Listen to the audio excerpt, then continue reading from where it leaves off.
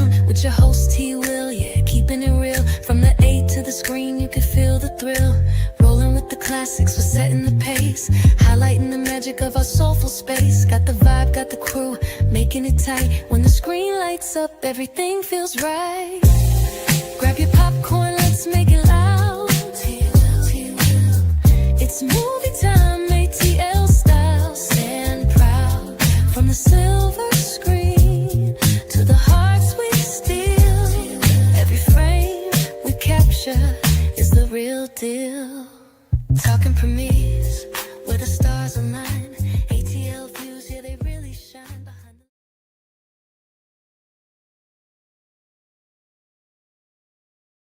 Good morning, good morning, good morning, good morning, good morning, everyone. Good morning, ATL fans.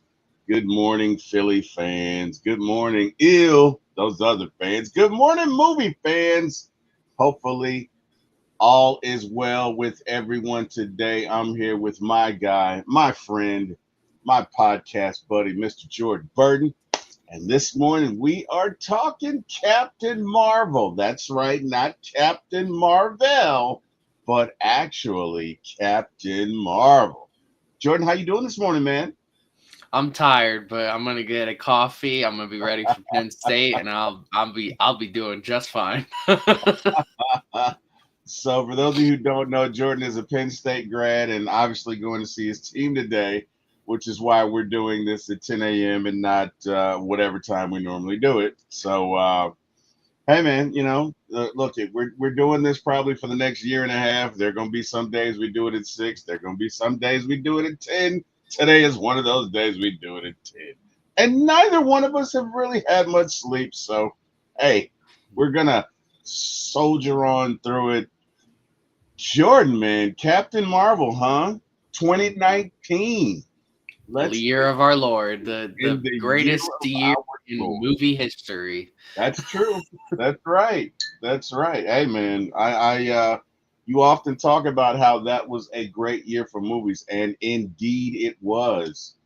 Um, so Brie Larson stars in Captain America, and yeah, man, let's get into it. It was released March 8th, 2019. March 8th is a great day. It's 2 days away from March 6th, which is my mom's birthday. 3 days away from March 5th, which is my anniversary.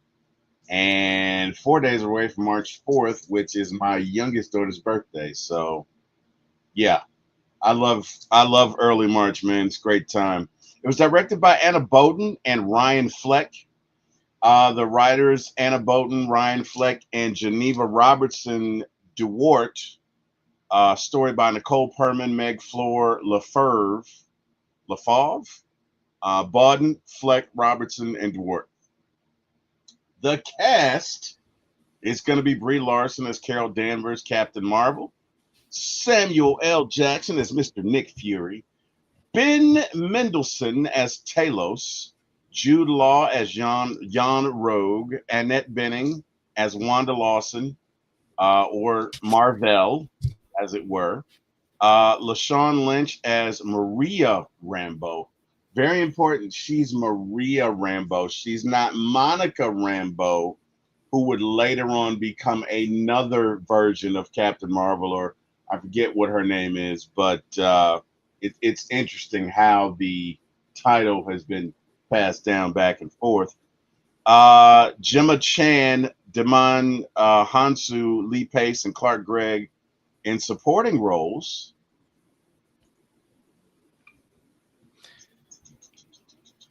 I will say, when watching this, Jude Law, and Jude Law is a really good actor. Mm-hmm. Watching him in this, I don't know how to feel about him as like in this movie, because Why is that? he's such a good actor, and I don't know, he's just not coming off like a villain, and I mean he's coming off evil, but I'm like, okay, your decision making is bad. You're supporting. I mean, you're supporting your Kree Empire, and you're trying to kill people. But then I'm like, I don't. I don't know how, like, it's like he did the best with what he was given, I guess, in the script. And I don't know how to ever feel about him, because I really like him in this role specifically, but maybe it's just the delivery that it just doesn't work for me.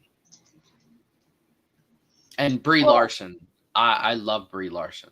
I really liked Brie Larson the second time I saw this. I'm sorry, Jordan. I mean to cut you off. Go ahead, buddy. What you got? Brie Larson is an awesome actress. I'm going to start this off by saying, because I'm going to have a lot of hate for character, but I love Brie Larson. I want to get that out of the way. I think she's an actress. I prefer her in comedies. I loved her in 21 Jump Street. I thought she was hilarious in 21 Jump Street. And Captain Marvel, the character. Now, there's different iterations of Captain Marvel in the comics, wide-spanning. There's like 3 different female Captain Marvels. There's 1 male Captain Marvel. I prefer the female Captain Marvel, the Carol Danvers version. That is my preference. When I heard Carol Danvers was going to be the iteration we were going to get, I was like, that's the right one. I love her storylines. I love Carol Danvers' storylines more than any of the other Captain Marvels, especially the whole cancer diagnosis in the comics that got everybody, even Thanos, at her funeral. It was a monumental moment in comic book history. And when I heard Brie Larson was going to be Captain Marvel, I'm like, all right, I can do it.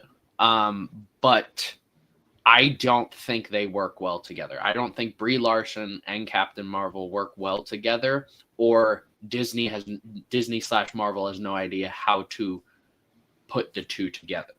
And it comes off very bland and generic. Yeah, that was my initial thought. And you know, the wonderful magical thing about this process is, you know, sometimes you get a chance to take a second look. And in my case, I see stuff I really didn't see before. But we'll get into that. Music was by Pinar Toprick, the first female composer for an MCU film. The budget was $152 million and $175 million. The box office was $1.13 billion. 1.131 billion with a B. 42.68 million domestic. First female-led MCU film to break 1 billion. Like you said, man, 2019 in the year of our Lord was a very, very, very good year. I mean, wow. I remember working I saw this movie twice in the theaters because I was working at the movie theater, so I just got in for free, and I saw a lot of people's reactions to the movie. And this was in between Infinity War and Endgame, and we also got Ant-Man and the Wasp during this time. And man, everybody wanted to go see these two movies because the end of Infinity War, like, it was very clear we were going to get Captain Marvel at some point. Mm-hmm. So I like the idea that this was set in the 90s. All right, I like the idea that it was set in the 90s. Mm-hmm. But you don't gotta punch us in the face with Blockbuster, Radio Shack, payphones. You don't need to do. I grew up. I never at any point in my life lived in the 90s. I was born in 2000. I did. But I experienced all of that in the 2000s. Yeah. I love Blockbuster. Radio Shack was still a thing in the early 2010s. Yeah. And payphones, I mean, I can still, if I could go right now to the nearest payphone. They don't exist as much as they used to. Maybe 15 years ago is right around the time they started fading away. But I remember using payphones. Yeah. And so they punched you in the face with all the 90s references, including the music that I just... You don't like Kurt Cobain?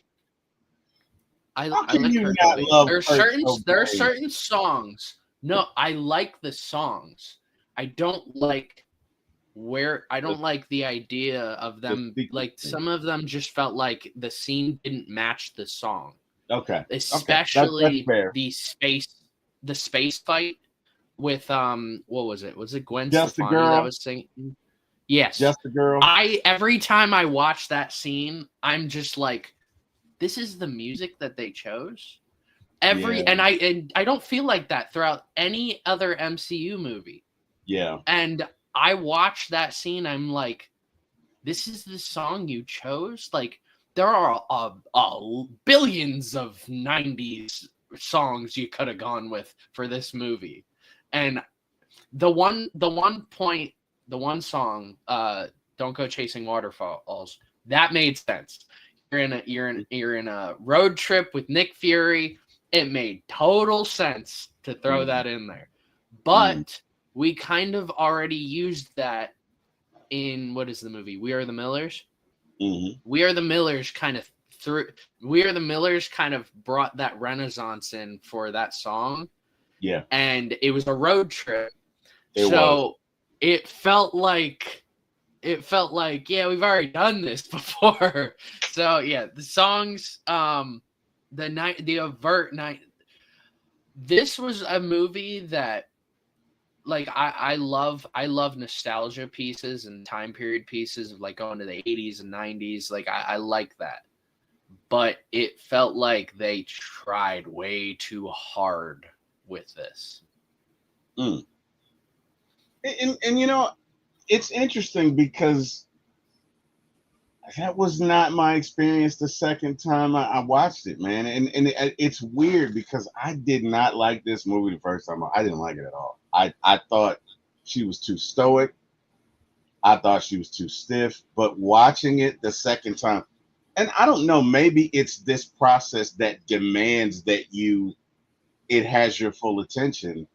I was just a tad bit captivated. Now, the whole "I'm just a girl" thing, I admit they were probably pandering to certain political bases there. You know, here we go.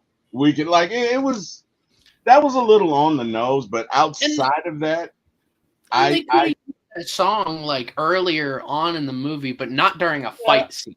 Right. In a fight scene makes totally no sense whatsoever. You need some kick-ass music there. Yeah. But I did like the Kurt Cobain when she goes to see the insightful one or whatever that entity was. I did like that, especially with the record player. I thought that was kind of cool. I did like that.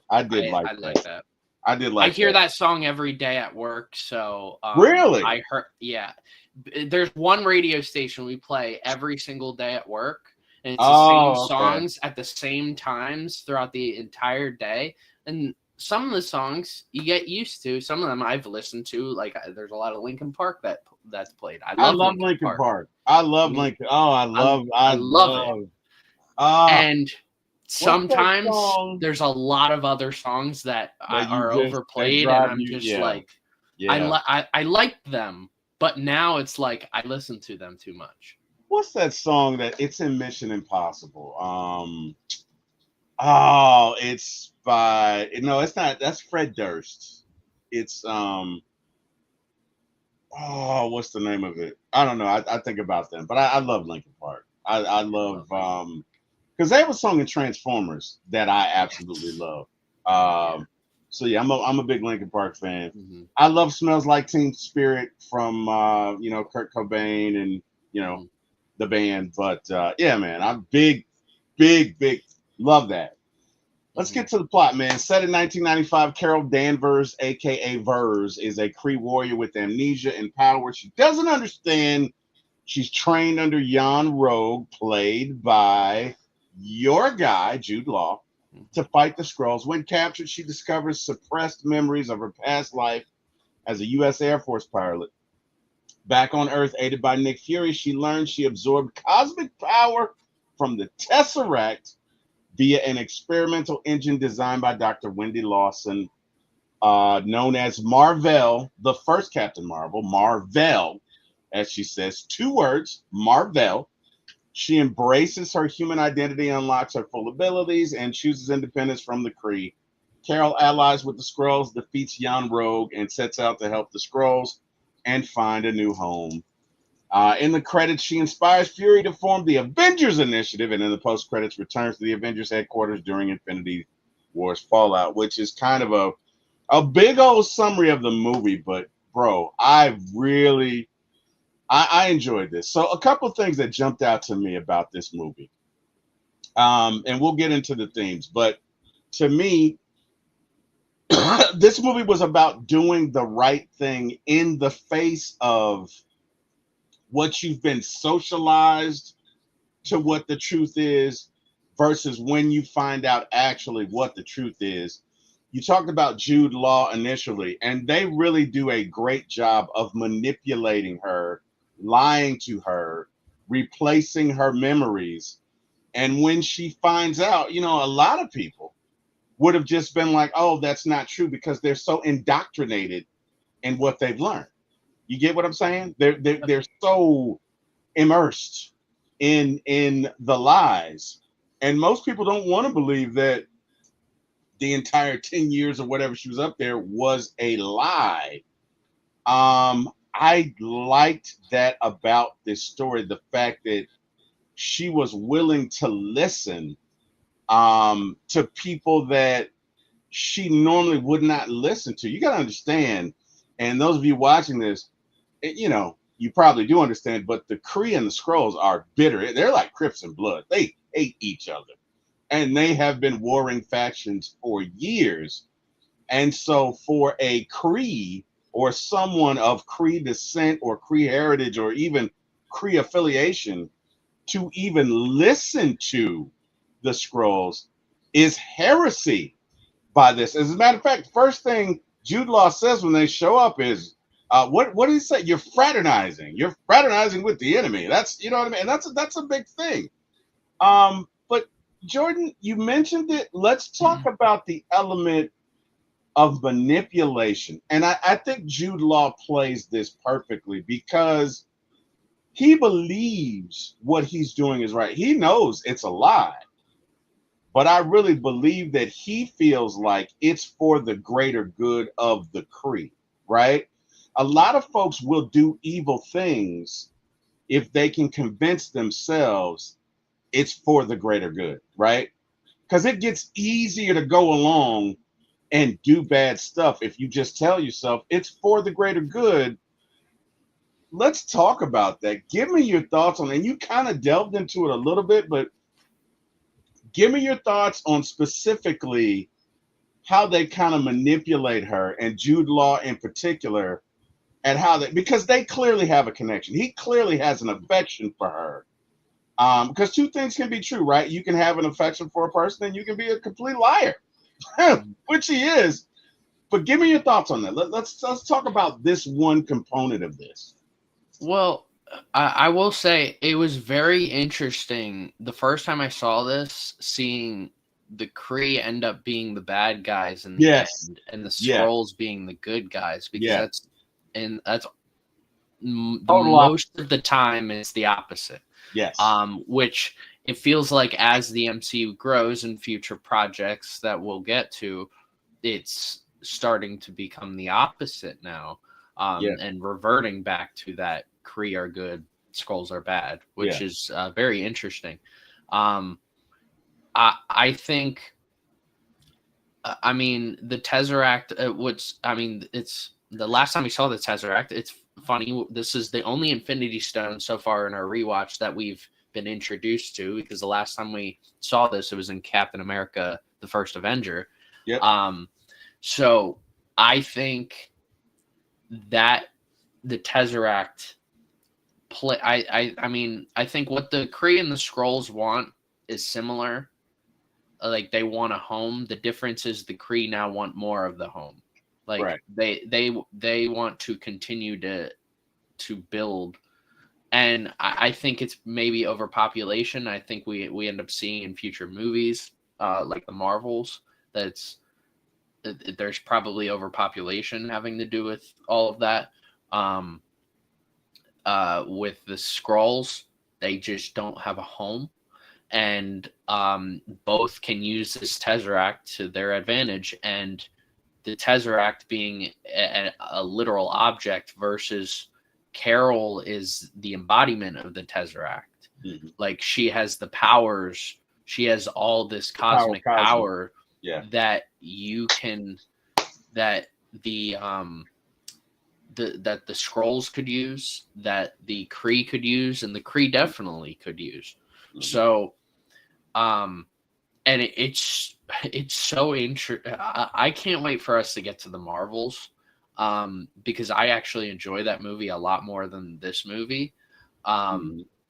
And this movie, I mean, they're like pulling Carol in two different directions when she doesn't even know what direction she's going in, right? Because she doesn't have any memories whatsoever. So I think even the Skrulls are taking advantage of her at times, because it's like she can't trust anyone, because everything she's thought she's known is a lie. Yeah. So I mean, I it's one of those things that, like, she just, I mean, you feel bad for her.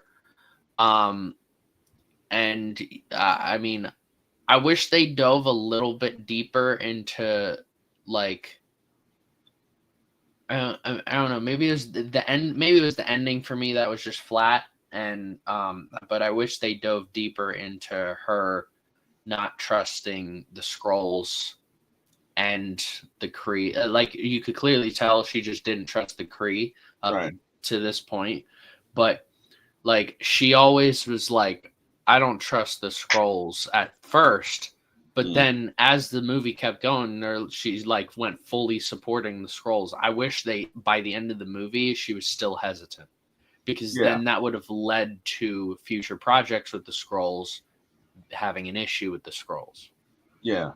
No, and that makes sense. I think the thing is, if you found out that, you know, your home team, everything they told you was a lie, and the people who told you were your mortal enemy, you might, I don't know, that's tough. You might develop some, I mean, a little soft spot for Jordan. No, they did tell you the truth, right? I mean, nobody's hands are clean in war, as Talos says, but he was the one to reorient her with the truth.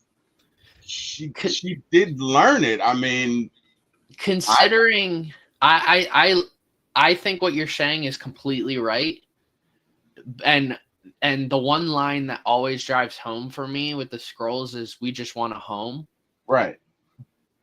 But they still killed people. I mean, which is war. Crazy. It's war. People are going to die. They killed. It's not the Kree that they were killing. Yeah. Both the Kree and the Skrulls were killing innocent bystanders that had nothing to do with anything whatsoever. And that, I'm like, what is, like, it's war, but then you're involving people who are not even involved in the war. And I'm like, you guys are both wrong. They are. I'm not defending it. Yeah. I'm not. They are wrong. But here's what I will say, specifically from the Skrulls. I mean, a large part of their issue of their strength is anonymity. To the extent that gets out, it is full scale war on them. Mm-hmm. So if you happen to see them, you gotta die. Mm-hmm. You know what I mean? Now, if you're talking innocent bystander and you get caught up in something, that's one thing. But if you see me, you gotta die. Good morning, Claire Bear. You okay? Yeah. Yeah. Jordan, give me a second. I gotta bring my niece on. She's spoiled rotten. Come here, Claire. She is rotten. I am not rotten. Come here. Yes, you are. Come here. That's why you came in here with your little rotten self. Come on. Say hello to everyone, Claire. Hi, Claire. Hi. This is my niece. She's the sweetest girl. She loves attention, and she's spoiled rotten, and she loves the camera, and I love her. So I really can't tell her no when she brings her little cute self in here. How you doing this morning, Claire Bear? Good. Yeah? Do you know you're on camera? Say hi. Look into the camera right there, Claire. No, the camera's right there, Claire. Oh. Oh, you see the camera? Say hi to Mr. Jordan. Hey, Mr. Jordan. Hi, Claire. Oh, now see, you're the star of the show, Claire. All right, I gotta go. Okay. Mwah. Love you. See you later. Okay. Okay. All right. So Uncle Terry's doing a podcast. I think I'll go hop on because she knows I'm not gonna tell her no. Anyway, because I talk all that trash. I'm a punk when it comes to her, man. I'm just like a big old soft gooey punkiness. But anyway, I know punkiness is not a word. What the hell are we talking about? Oh yeah, no, but I mean, I and you're right, they are wrong, but also, Jordan, they're on an alien planet where they have to assimilate, and if you find out who they are, like if it got out that they were really here, they're all dead. I mean, let's think about the time. This is 1995. Nobody's progressive enough to accept the fact that aliens exist. Mhm. You get what I'm saying? They're dead. Yeah. They are public enemy number one if they are found out. So I get that. No, none of their hands are clean, but I mean, nobody's hands are clean in war. And look, it happens, man. That happens in every war. You might not hear about it, but innocent bystanders are gonna die, bro. That just, you know what I mean? Here's an interesting plot point. Okay. That has not been like brought up in the 20-30 years since Captain Marvel happened, all the way up to when Secret Invasion and the Marvels happened. Okay. Is Talos takes the form of Samuel L. Jackson's boss, of Nick Fury's boss. Yeah. And what happened to his boss? Oh, I didn't think about that. When Yeah. I first saw this movie, that was the first question I had. And in the 30 years of MCU world building they've done since then, they have not mentioned that. He makes a slight hint later on about like, oh, maybe I should keep the form of your boss. But then I'm like, where's your boss? He's probably Malibu? Dead. Yeah. He's probably dead somewhere. Yeah.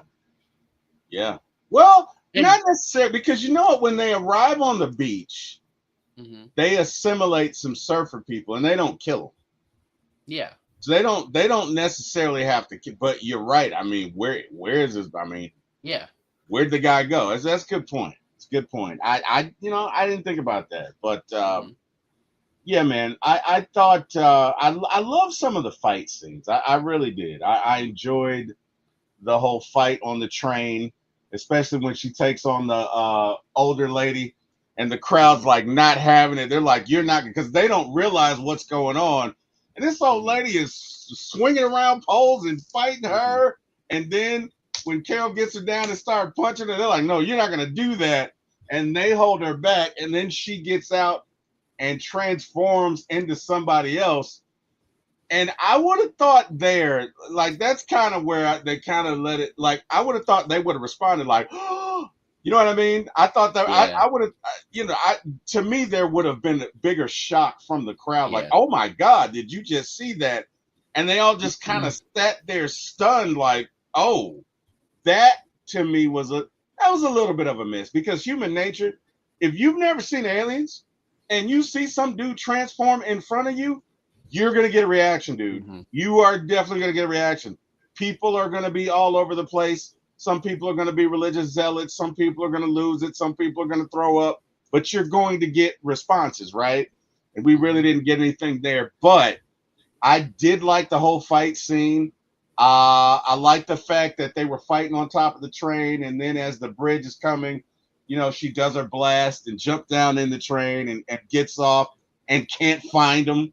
You know what I mean? Because if it's one place you don't want to be into it with the scroll, it's at a train station, because they can just assimilate all over the place. You know, you're never gonna find them, right? So I did enjoy that. I did enjoy that. I tell you what else I enjoyed.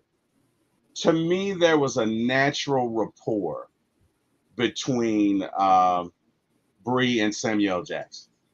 I Yeah. thought they really I had like great chemistry from the get. Just, you know, he's like, well, I'll tell you what, you know, there's somebody here that crashed into a Blockbuster that and they were dressed for laser tag.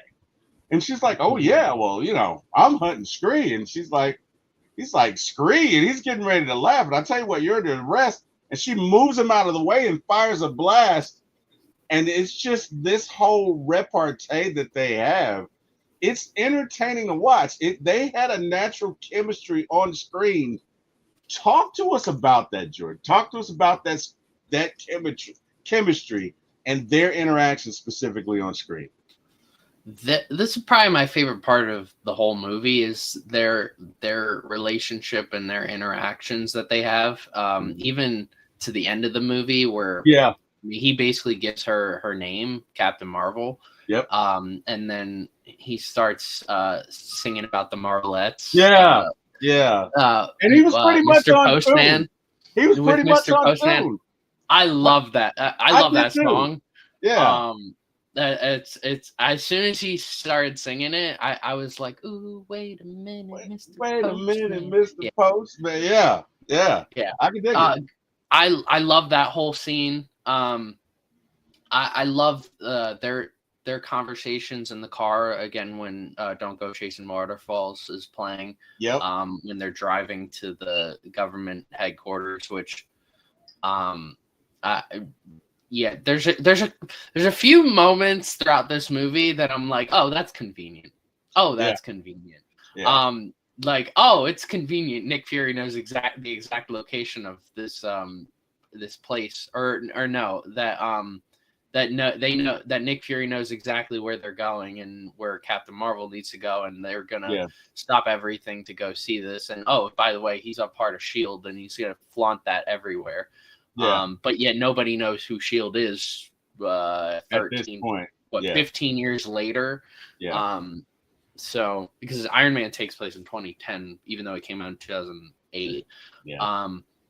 But I love their chemistry. The whole conversation in the bar about like determining like how are you how a they Skrull can or are not.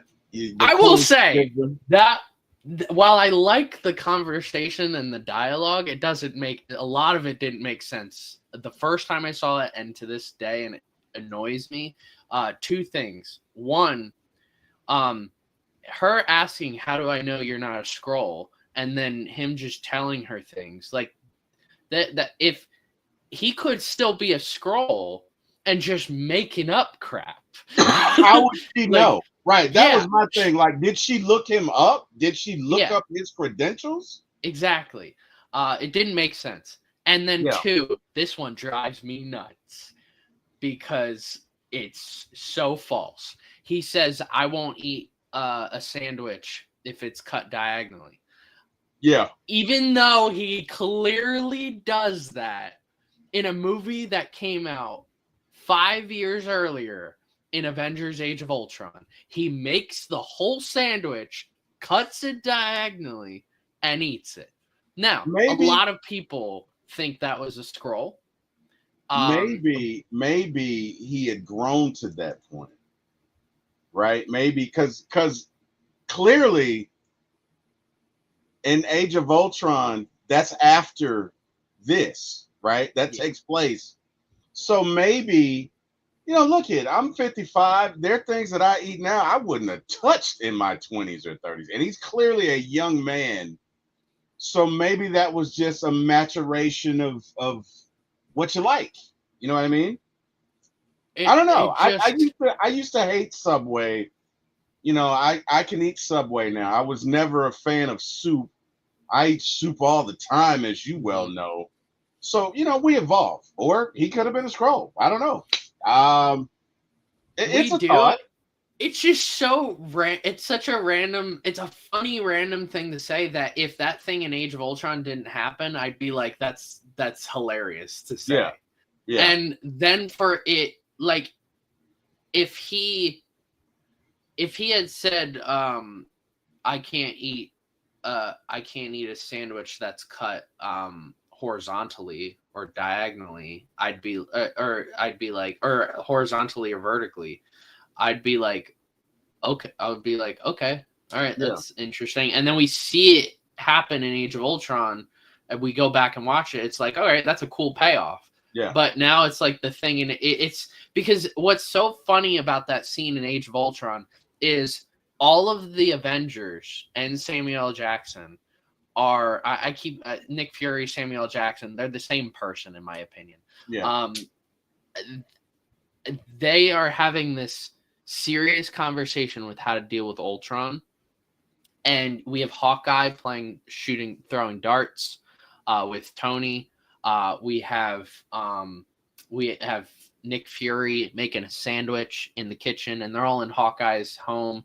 Like, it's such a funny scene, and it would have been such a cool payoff, but going back and looking at it, but it just makes no sense now.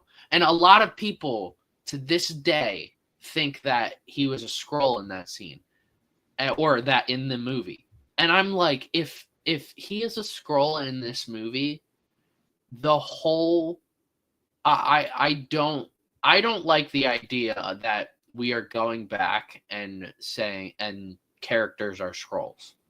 I don't like it. In fact, we don't really know if Rhodey we don't know how long Rhodey was a Skrull for after the events of Secret Invasion. And there's some people who are like, oh, he's in a hospital gown and can't walk. Like, it's possible he's been a Skrull since Civil War. And I'm like, you're telling me that heartbreaking moment at the end of Avengers Endgame that was making me cry my eyes out, and he was a Skrull. In fact, I look at the scene in Endgame very differently, and everybody says, like, we're gonna look at Endgame and Infinity War very differently, because if he's in fact a Skrull during this time, then we just don't care about him. Like, he could have died, and if Rhodey actually died in, like, Infinity War and Endgame, and then we found out he was a Skrull during that time, I would have felt more impacted.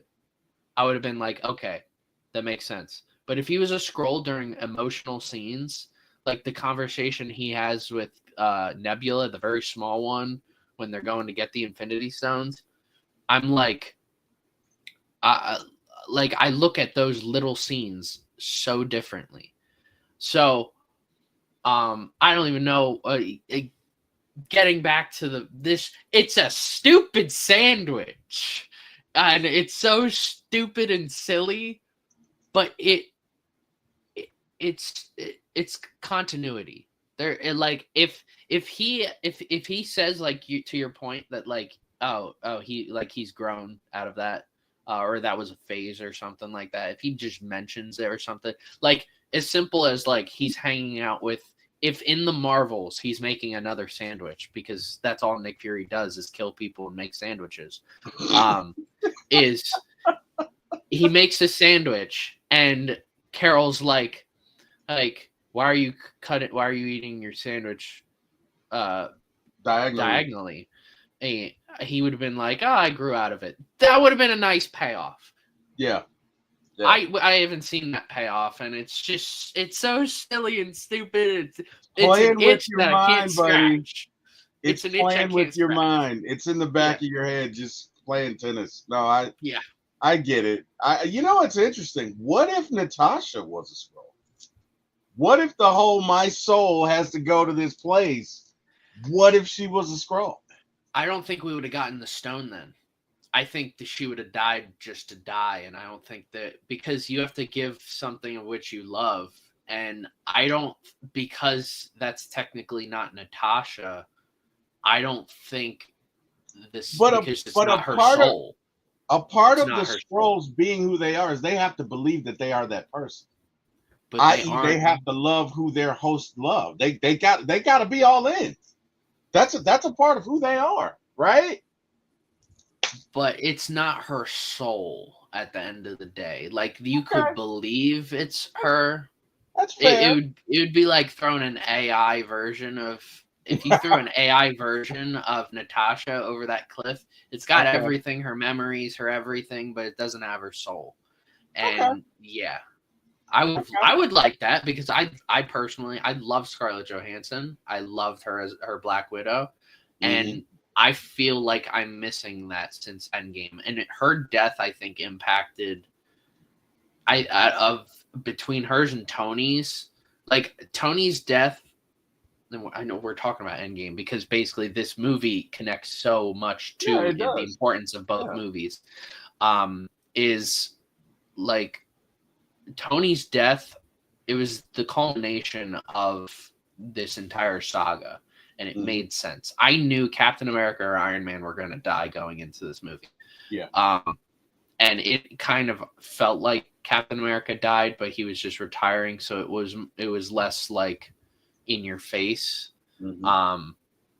But with Black Widow's death, that one, I was just that hurt because I mean I knew how much Scarlett Johansson loved doing these movies. I loved the behind the scenes interactions between all the original Avengers actors, and seeing her that was a gut punch that I didn't expect. I never expected it. So like I think we are feeling the impacts to this day of her not being in here. And I mean it ended up impacting Hawkeye, it ended up impacting her sister, the Hulk, and eventually the Thunderbolts, the Hulk. Like it impacted so many of the characters post Endgame and Tony's death really only impacted two characters to this point that have been released, and that's Spider-Man and Ironheart. Yeah. So I think they both. Let me tell you something. As far as the team is concerned, she was Mama Hen. She kept everything going. She kept them all together. She was the heart of the Avengers. And when she left, you're right, that hasn't been replaced since. But Tony, I'm gonna be honest with you. I'm gonna be honest with you. I cried real tears when Tony died. I was sad. I do it every time I watch that movie. When she died. But when Tony died, that crushed my soul. Like I couldn't believe it because I'm sitting up here thinking, this is an Avengers movie. What the hell are you doing, T. Will? What is wrong with you? Get it together. You're somebody's dad. Get your shit together. But they just start coming down my face. And especially when Spider-Man is like, Mr. Stark, and he's like, come on, Mr. Stark. Like, this is his idol. This is, for all intents and purposes, Iron Man is his dad. Or makeshift dad, or whatever dad you want to call. And to see him, he's so excited. And he's like, we won. You won. We won. And to see him go from excitement to just, oh, God, that, whew, that, and you're right. As far as the team is concerned, that, losing Natasha, it ripped through all of them.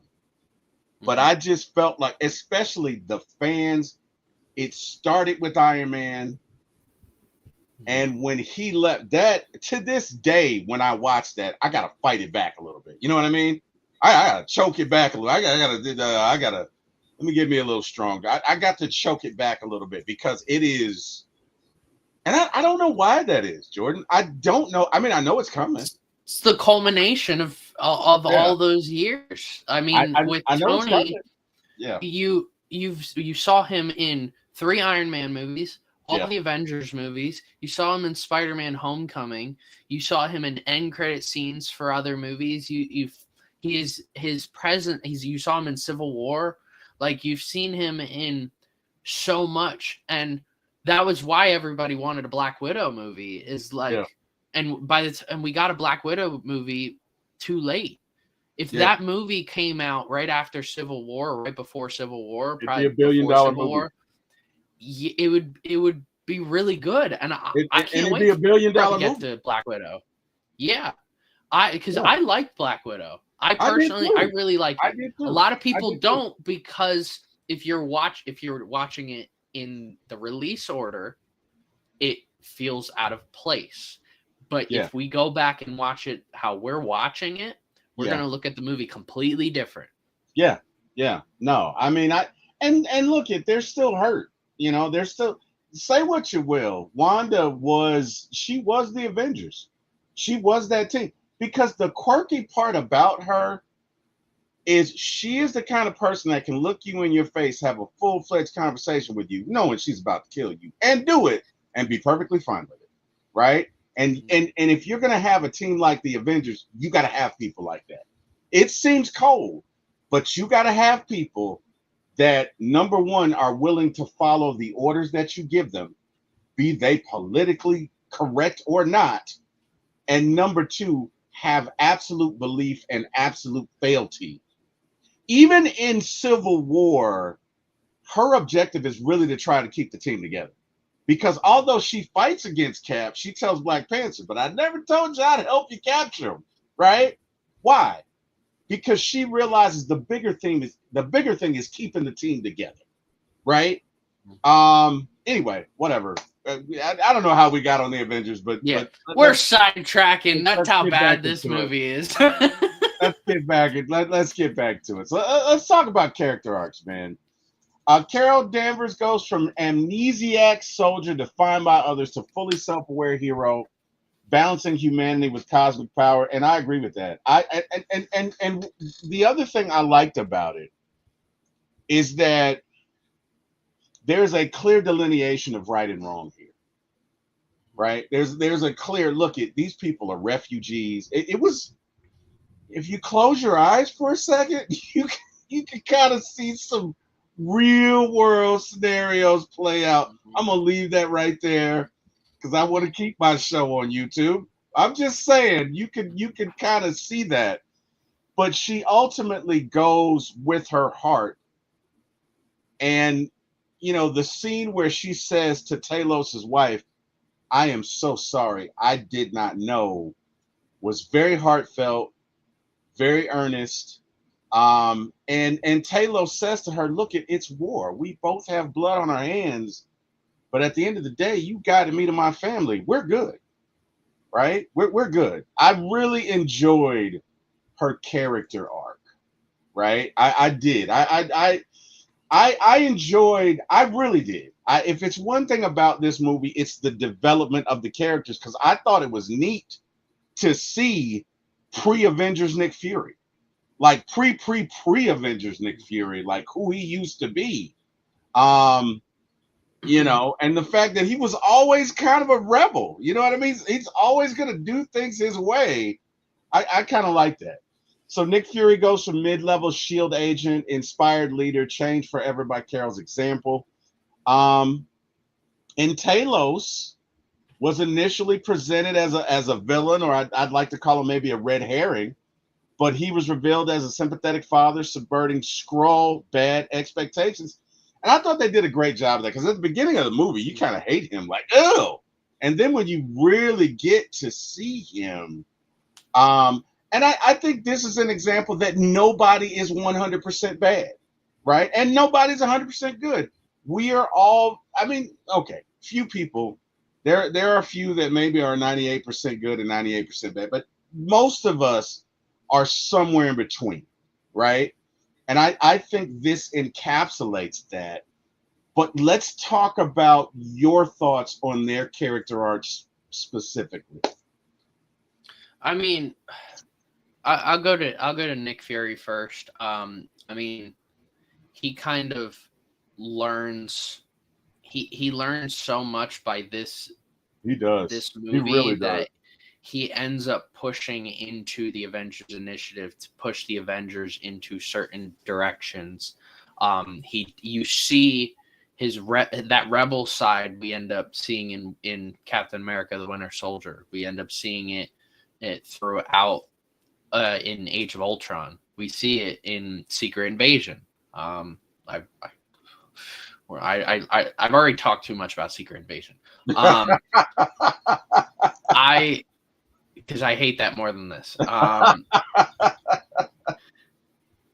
But he does such a great job with his character arc. Carol, I'm gonna leave Carol for last. Talos, a great example, like you were saying. In my opinion, Talos's character arc is the most human character arc of the whole movie, and it's ironic because he's visually the most alien-like. Yeah, and that's what makes this whole movie so good. Yeah. Or not this movie. His whole character arc so good. Yeah. Yeah. I don't know about the whole movie being so good. But yeah, Carol. I don't know. Carol. The amnesia part, I think, carries her character arc a lot. Because I think if you take out the character arc, I think it really is a plot device for Carol in this movie, because I wouldn't even call it a character arc. It's just she didn't even know who she was. Right. And she's finding out who she is. So, right. I mean, inherently it is a character arc, but I feel like the amnesia really pushed the character arc into that direction. Like, you knew that because she had amnesia, that you knew how this movie was going to end for her. That she was going to regain most, if not all, of her memories, which she ended up doing. So, and I will say, the one character arc that I think they tried to do, and I don't think they did well with it, was you see this in the final battle against the AI, their like supreme intelligence, that like you see past iterations of her like standing up and staring at the camera, and I lost my train of thought because that whole montage is like the whole montage for me just felt corny. Even though I like the idea, I guess, but the execution maybe wasn't great. That montage felt like an 80s movie. That montage, that particular order of sequence or whatever, felt like I was watching Rocky 7. Felt like, you are who you say you are. That's right. You can take it on, Apollo. Yeah. That's what that felt like. But I gotta be honest, we're already in the 80s. Or in the 90s, whatever, same difference. I'm 55. So I was okay with that. It was a little Saturday morning cartoonish, kind of campy, kind of, we know how this is gonna happen. Yeah, it was, but for me, it worked, right? I because I'm gonna tell you something. When I first watched it, I thought, God, she is so stiff.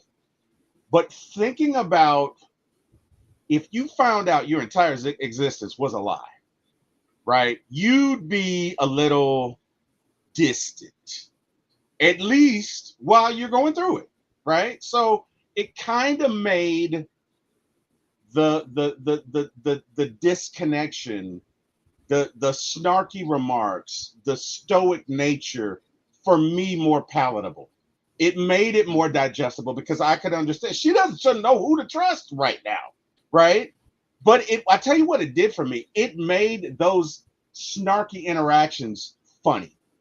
Okay, so when she finally goes to take on Jude Law's character, she's almost prancing. Like, to me, that was funny. I did not see that before, but it's like, I'm gonna kick your ass my way, right? So she and this was I'm spoiler. This is one of my favorite scenes, but you know she takes on is it Romulus? Not Romulus. Ronan and his Ronan, forces, and I love that because she comes up and looks at him like, "What you want to do, man? What you want to do? Y'all gonna make me lose my mind up in here, up in what you want to do? Okay, I've just destroyed one of your vessels. You can play with me if you want to. Same fate is going to befall you." And Ronan's like, you know what? Let's do the time jump. Let's get out of here. Like, let's leave. Okay. Clearly, she came to play today. Let's leave. And she comes back, and Jude Law recognizes, okay, she's gonna kick my ass. So I know what I'm gonna do. I'm gonna try and manipulate her one more time. I tell you what. Let's don't do the thing with your hands. Let's just fight. You know, and if you can really beat me, then you. And she goes, you know what? Which to me was reminiscent of Indiana Jones when the guy has the swords or whatever, and he's giving, and Indiana Jones just shoots him like that. You know, that was funny. And she could have flown over there to him, but she doesn't. She takes her time and saunters over there, Jordan. Like she's kind of sassy, you know what I mean? And I thought that was funny because you brought the word back. I did. I timed it well, bro. I'll be honest with you.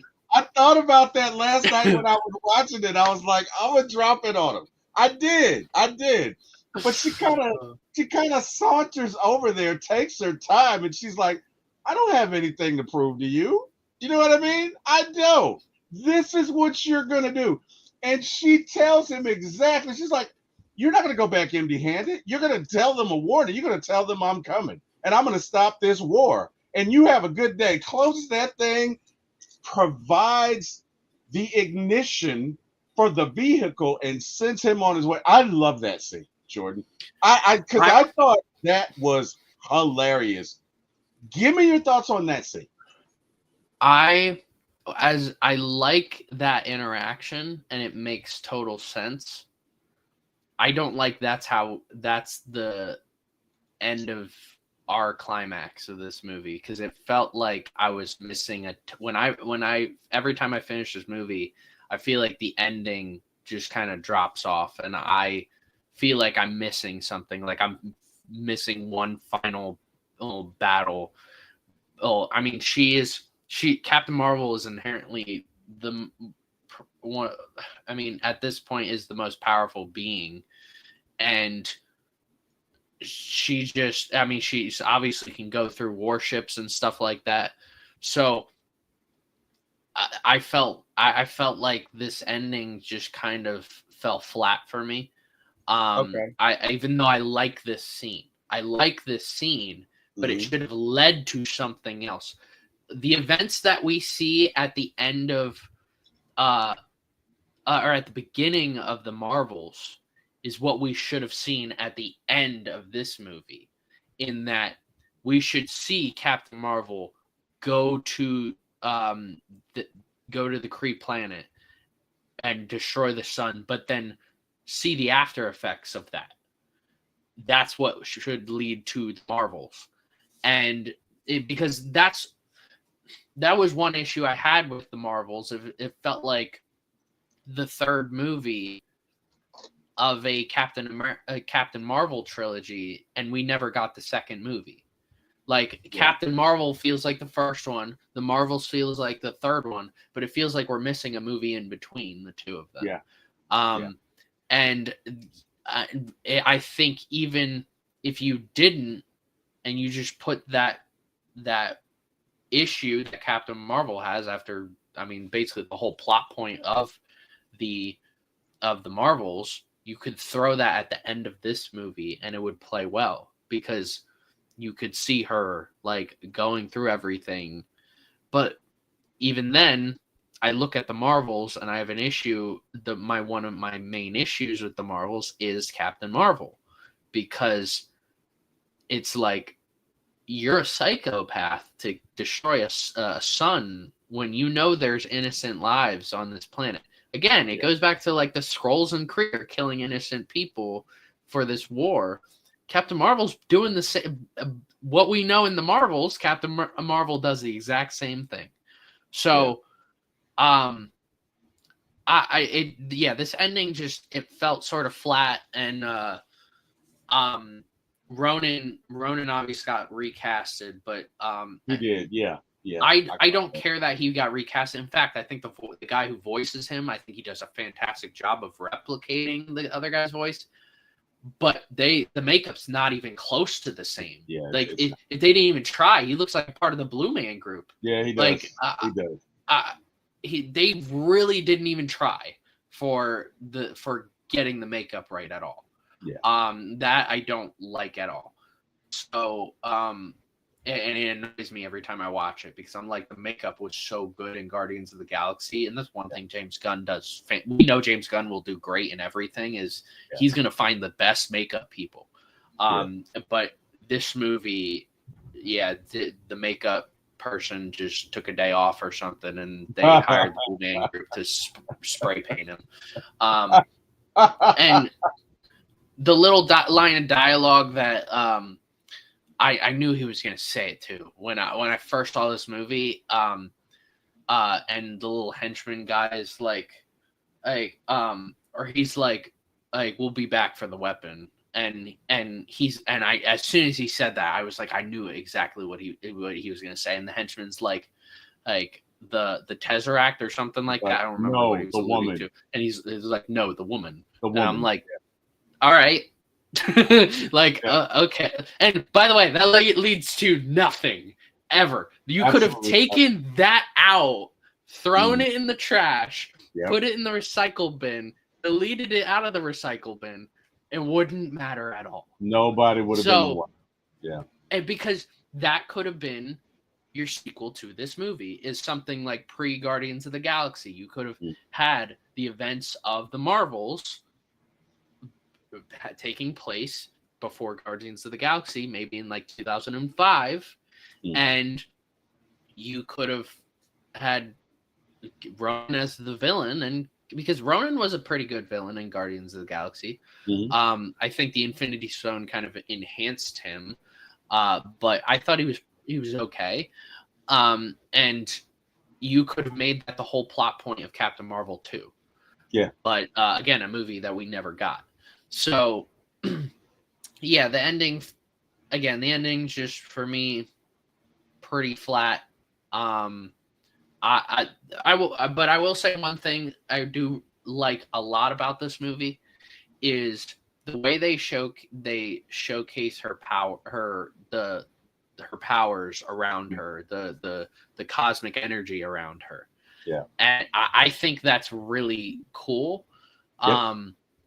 And if you're looking at it, creates its own aura in that person, in the same way that we see the other Marvels in the Marvels, that we see Miss Marvel, that we see Photon, we see their powers. They have the similar style, so it makes them all three of them work well in terms of connecting them into the movie.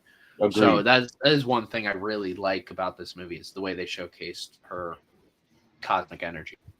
Agreed 100%. Let's talk about some of the themes in this movie. Obviously, identity and self-discovery is a big part of Carol Danvers' journey. I thought it was cool that her name was Beers the entire time, and we find out that was the only part of her dog tag that was. I thought that was kind of cool because that made sense as to why they called her that. Because they're not human. They wouldn't know. They're just, her name's Veers. They wouldn't know, right? Yeah. Empowerment, breaking free from gaslighting and control. I mean, whatever. Trust and perspective. The Kree versus the Crow conflict is flipped. Challenging the good versus bad binary. Okay. Female strength and representation, a rare female lead MCU origin story. For me, the main part of this movie is doing the right thing when the right thing is not popular. It is a lot to me like Civil War when Tony says to Cap, we need to be put in check, and Cap says, I've seen what happens when people do this, and it's never good. And I can't just go along with it, Tony. This feels like internment. And that's a big, big rift. And Cap could have easily just gone along with it, but he's 95 years old and he's seen some things, right? And it is difficult sometimes to go against the big bad machine, right? For me, that is the central theme of this movie, is that when she finds out that she's been lied to, right? Because make no mistake about it, it would be, there are a lot of people who, even in the face of that, would still go along with the Kree objective because they've been socialized to do it, right? Because they've been educated to do it, because it is a part of their upbringing, because it is a part of, dare I say, tradition, right? And flying in the face of that and going against that takes courage. It does. It takes courage. I love the speech that Sharon gives in Civil War when she's talking about her aunt who passed, when she tells Cap in no uncertain terms, pick a line and stand to it. If you know that what you're doing is right, you know what I mean? Do all you can. But if you know what you're doing is right, then stand on it. Stand on it. Stand 10 toes down on it. I'm paraphrasing. But to me, this is the central theme of this movie, is the fact that she was willing to go along with the Skrulls, to go along with the enemy, because ultimately they were on the side of right, and that's what being a hero is all about, right? I agree with you. If you can avoid killing innocents, you do that. But a lot of times, and that's, that's kind of, for me, X-Men helped me to grow up. Because Avengers was one thing, X-Men was I'm all over the place today, but anyway, X-Men was a comic book where they took on adult themes. So sometimes you had good guys do bad stuff for a good reason. Still bad stuff, right? Still bad stuff. And this is the polar opposite, but I get what you're saying when you say the Krees really and the Skrulls killed innocent people. That happens in war. But I really like that, because I missed that the first time I saw this, Jordan. And maybe, I don't know, maybe I was agitated. The one thing I'm realizing about myself, I'm not a very patient person, Jordan. I'm really not. When it comes to movies, if I'm being honest, I'm kind of an asshole. Because if it doesn't jump out to me right away, I'm like, and when I really sat down and took the time. Now, I'm going to be honest. When we get to the Eternals, whew, Jordan, I'm gonna need some liquor. We might have to watch that movie together. If you feel this different about this movie, I think you're gonna feel completely different about Eternals. That's my belief. I probably will. Okay, but I'm still gonna need some liquor. I'm just going on record and saying I'm still gonna need some liquor, and the presentation for that may have some misspelled words. I'm just saying. No, I'm just kidding. Give me your thoughts on the theme of this movie and what resonated with you. I mean, the overt one that is, again, along with the 90s stuff and the punch in the face, is the female empowerment. I don't think this was the right way to do female empowerment. Okay. And people point at Captain America as like a male empowerment thing. The difference is a huge difference, because Steve Rogers was this scrawny little kid who didn't have anyone in his life, and he had to fend for himself, and he had a voice, but no one was listening, and because he looked the way he did.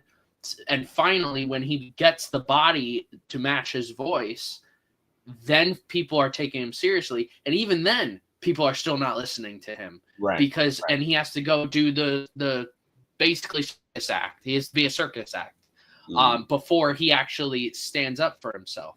And with Captain Marvel, it's like, I never felt, the only part I felt bad for her is that she lost her memory and she can't trust anyone. Yeah. That is a completely different in turn. And they tried to feed us like her going through issues growing up and stuff like that through flashbacks. And for me, I flashbacks don't work. If they did that with Captain America, it wouldn't have worked. The flashbacks just don't work for me. And we have a prime example of a great Marvel movie with a great female empowerment, a great lead in the Thunderbolts. We have a prime example of that in basically anything Wanda has ever done. Elizabeth Olsen as Wanda. We got a great one with Black Widow. Anything that Scarlett Johansson has done as Black Widow. And I don't think they've done that right with Captain Marvel. But I think they've done that with I think they've done that great with a lot of other female characters. Because you don't need to punch us in the face with it. Yeah. You can be a strong, independent woman without showing that she's strong and independent. Right. That's a literal, like they were trying to literally to do it instead of going through the motions. Right. So that's maybe, and some people are going to have issues with that. I get that. And that's why I bring up that Marvel has done female leads great. Good point. And in a similar instance, you see why. All right, for example, with male, and the best way I can describe Captain Marvel is the way that John Walker is done in the Thunderbolts. Mm-hmm. I personally don't care about John Walker. I do not care about him. And for some reason, after Thunderbolts came out, there was all these people on the internet saying this guy should have been Captain America. That's literally not the point. Sam Wilson is Captain America. Let me stare straight into the camera. Sam Wilson is Captain America. Okay. John Walker's not. There's a reason he's U.S. agent and not Captain America because he can't handle that. Right. And like Captain America, Sam Wilson, those are the Black Widows. Those are the Wandas. Like those are characters and stories done right, showing that individual character's or strength, not literally but figuratively. And with Captain Marvel, I feel the same way about. I feel very similarly about Captain Marvel in that it's more of showcasing it rather than seeing a character fall, struggle, and then pick themselves back up. Yeah. It's like with this movie, we're seeing the picking themselves up, but we never saw the fall and struggle. Yeah. No, they tried to do with flashbacks. They tried to do that. They did. I mean, I guess you could argue that her losing it, but no, we don't see her fall. We don't. Yeah. We see her. It's an automatic ascension, right? Yeah. And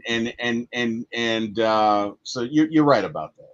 You are like right. The amnesia, like if you think of it as like a fall, struggle, and then picking up. We follow Captain Marvel right towards like the end of the struggle. Like we don't see her struggle, and we see her struggle with the amnesia, and untrusting, and from then on, it's there's no downward spiral. We don't see that downward trend. We just pick up at that point, and then it's just I guess if I'm playing devil's advocate, that's kind of like women in management in the workplace. They can't take the same path as men. You know what I mean? Like they can't. There's certain things they won't survive that a man would, right?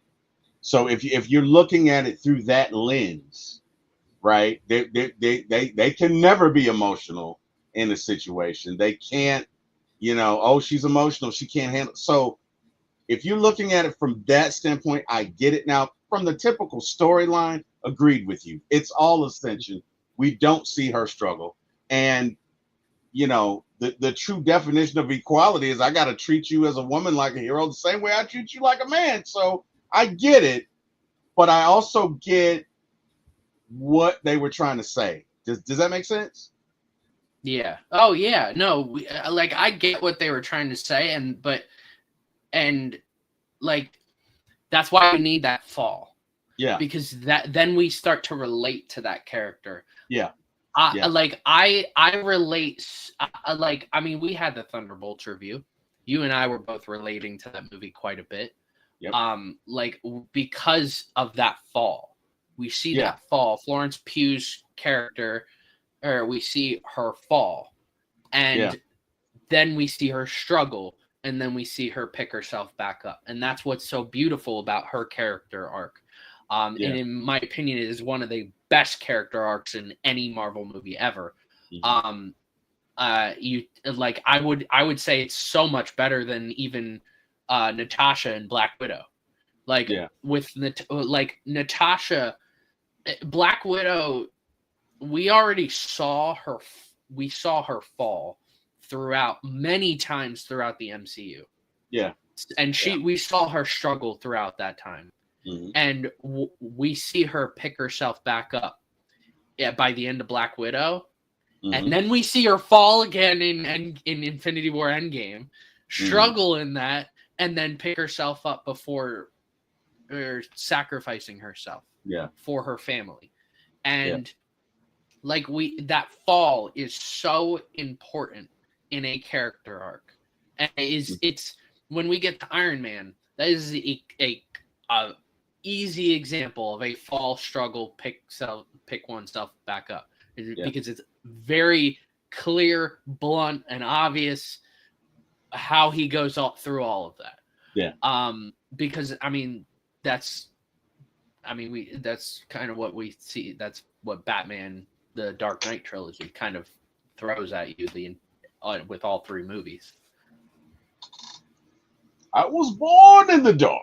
I love Batman the Dark Knight. All right, so hey man, we have this thing where I wear shirts that have nothing to do with it, and you wear a jersey that is connected to the movie at some point. So I need you to talk about your San Francisco 49ers jersey and how it connects to this movie.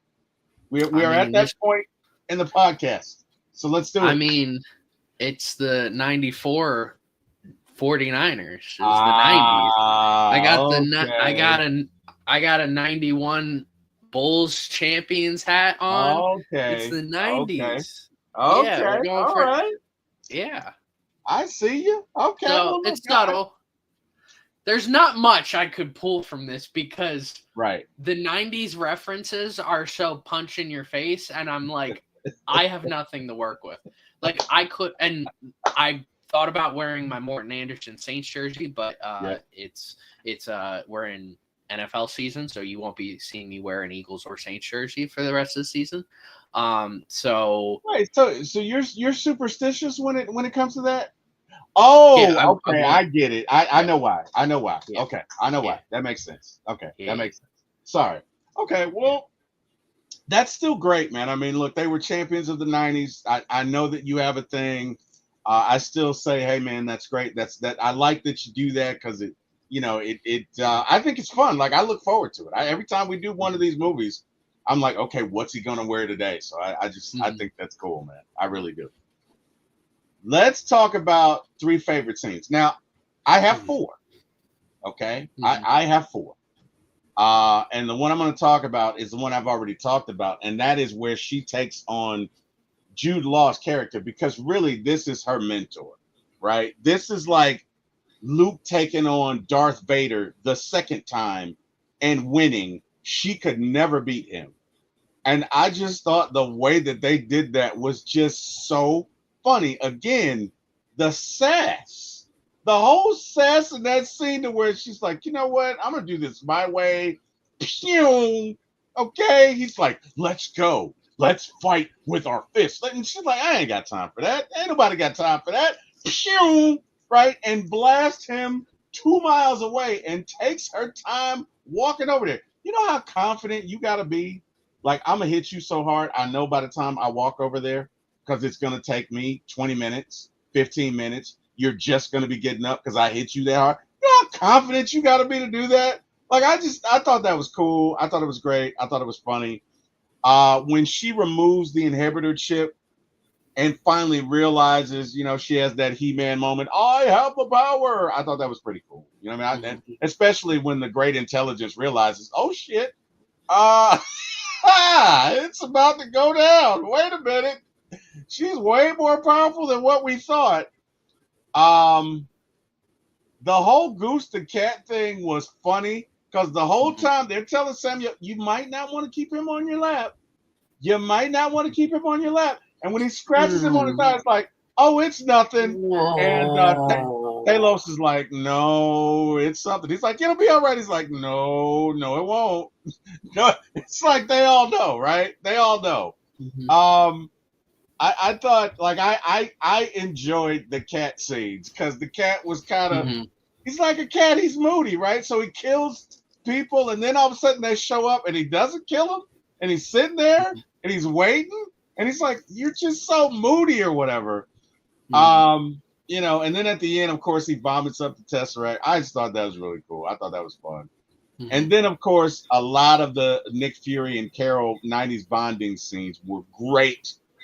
It really did have kind of like that 80s, 90s buddy cop chemistry. It felt like that. This felt like a movie you would see in the 80s or 90s. Not just with the overt in-your-face stuff, but with the montage sequence. A lot of the way they relate to each other, it just felt like that. And maybe that's why when I really looked at it, I enjoyed it because I grew up in the 80s and 90s. Maybe that's what it is. I don't know. But those were my favorite scenes. Let's talk about if there are 3 favorite scenes, what are they for you? Well, before I get to my 3 favorite, I will say, since Captain America Winter Soldier, Nick Fury said in that movie, he's like, the last time I trusted someone, I lost an eye. Right. And everybody was like, oh, how'd that happen? How did that happen? And this payoff sucked, in my opinion. As much as I love Goose the cat in this, the Flurkin, loved him. And I knew they were gonna do it after, because towards the beginning, I guess he has something. I guess in the crash earlier in the movie, got something over his eye. And I was like, he's gonna lose his eye and somehow in this movie. And it's just not. It makes that whole scene in Captain America: The Winter Soldier just like, why? Okay, you trusted a cat, right? There was no betrayal there. Yeah, there wasn't this big grandiose, interaction. It was just a cat that you pissed off because you really shouldn't have been in his face because cats are moody anyway. Yes, never get into a face with a cat unless you love them, unless they are really nice. I have one cat specifically is basically a dog. I can carry it. I can do whatever with her. And I have another cat that I have another cat that I tread lightly with. But my 3 favorite scenes, the one that sticks out to me every time I watch this movie, and it also, there's a shift in the camera. It goes to a widescreen, and it's right after they find out how Carol got her powers. Like, they're listening to the black box or the black box tape. The recording. They're listening to the recording right after that, where Carol walks out and she realizes the truth of everything. And it feels like her whole life has been betrayed. And like, even Talos is like, you didn't know, like it's okay. And you see Maria Rambeau really comfort her. Yeah. Yes, Yeah. This whole movie for me, I just don't feel like I'm ever sucked into the movie. But Yeah. this scene specifically sucks me into the movie because Yes. it was like this. It was like this specific scene was directed by someone else. Yeah. And I really enjoy. That is my clear favorite scene of the whole movie. Yeah. I love the writing for it. Man. Yeah. Visually, it looks like Louisiana, because I mean that's another reason why I wanted to wear a Saints jersey for this, is because they're in. Oh wait, I think no wait, maybe they aren't. Where are they at? I have no idea. You got because me. the house looks like it's in New Orleans, New Orleans, Louisiana. I get that vibe from it. Yeah. But I love that scene. My next favorite's probably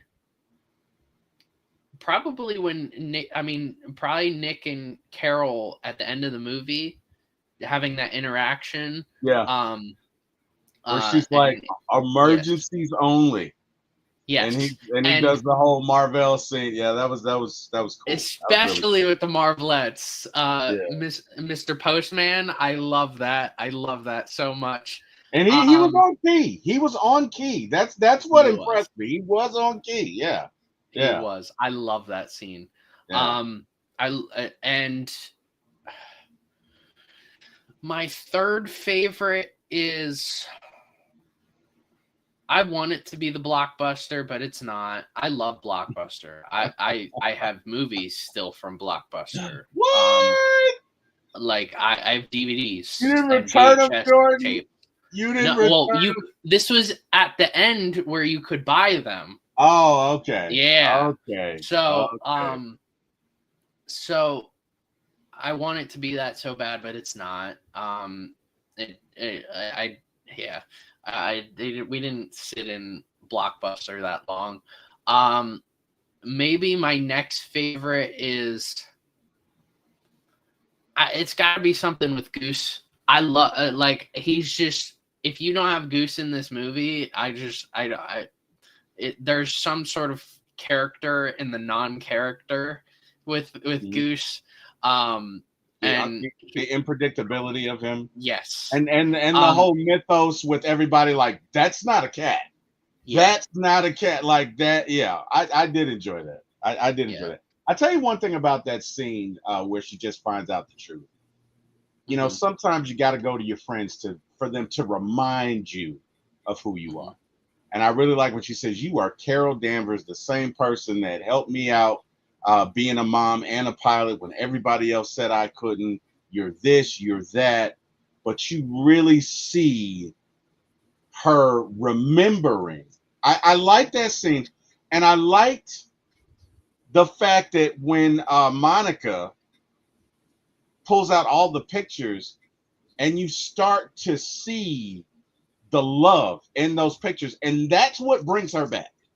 That's initially when all of the synapses start firing and she really starts to come back, is when she's like, and this was on this day and this was on this holiday, and you could see that they really were family. I like that. I like that entire element of it. But I love that scene and the way they built up to it, to where she's like, no, ma'am, you're Carol Danvers. You're this, you're that. You insisted on going to that. I love that. And I love the crescendo of the hug, because it felt like, okay, Carol's like, I rock with you. I know who you are now. And she's like, and I knew you were in there, right? I enjoyed that. That was a great thing. I feel like there's a lot of scenes in this movie that Carol's not remembering, but she's trying to force herself to remember. Yeah. Like, people will tell her, oh, like, do you remember this? And she'll be like, yeah, but she actually doesn't. Especially the one scene that, for me, when she calls Monica Lieutenant Trouble. Lieutenant Trouble, yeah. But she just heard in her memory in her memory that got brought up like towards the beginning of the film was Yeah. when we first saw her call Right. her Lieutenant Trouble. Lieutenant So Trouble. like I felt every time I hear that it almost rings hollow for me Mhm. because I don't know if she's remembering or if she's just remembering what happened earlier in the movie. Yeah. And it's like, are you calling her Lieutenant Trouble because you remember, or are you calling her that because that's you know what you she said recognized in the yes. Yeah. And we see that continue to play as an issue for her even in the Marvels, where she Yeah. tries to remember things and she doesn't remember. That I love that they continued that into the Marvels because I do think there are some scenes in this movie where she's pretending to remember so that everybody else is okay, Yeah. but she actually is not okay. And that was something I really appreciated in the Marvels. Yeah. I would agree with that. I would definitely agree with that. Yeah. Because I would think that would be. I think that's organic. I think that's a part of it. If you lose, if you are in any sort of situation where you lose a memory, you get tired of people asking you stuff. So you're just, yeah, yeah. Mm-hmm. You know what I mean? So that's organic, and I get it, and it makes sense. Let's talk about some criticism. And one of the things that you said, which a lot of people agree with, is the '90s nostalgia references felt heavy-handed to some audiences, and that's true. Some viewers found it formulaic and safe. Carol was sometimes seen as emotionally flat compared to other MCU heroes. I don't think, again, looking at so here's the thing, right? I know someone who was lied to about their heritage. You would become distrustful. That is authentic. Mm-hmm. So what a lot of people see as emotionally flat, no, she's just numb because she just found out her entire life was a lie and she doesn't know who to trust. That makes sense to me.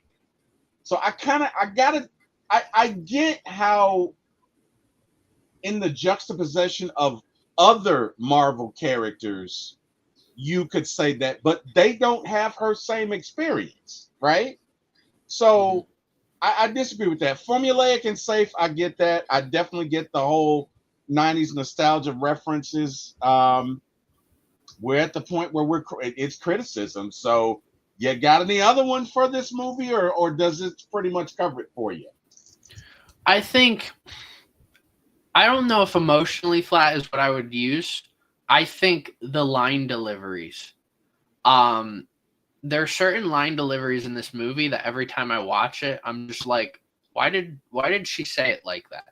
Like, like towards the beginning of the movie where she just Talos was in her head trying to find memories and she's running away and all the scrolls are surrounding her and she's got the cuffs around her and she's like she looks at them and she's like, you guys have any idea how to get these off? No? Okay. Literally just like that. There's no pause in between no? Okay.